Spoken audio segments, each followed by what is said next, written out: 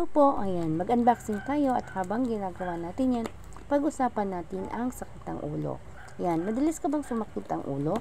Well, alam mo bang may dalawang types ng headache?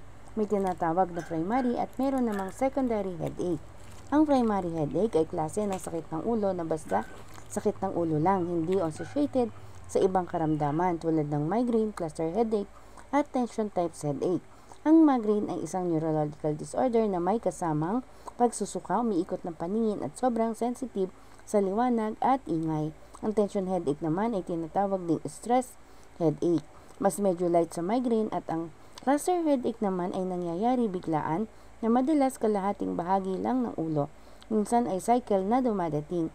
Samantalang ang secondary headache naman ay klase ng sakit ng ulo na bunga o sintomas ng ibang sakit tulad ng brain tumor, trauma, cranial o vascular disorder, infection, no? At marami pang iba. Ano ang dapat natin gawin kapag tayo inatake nito?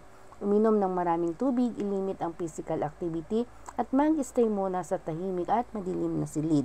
Kailan tayo dapat magpa-check up ng sakit ng ulo?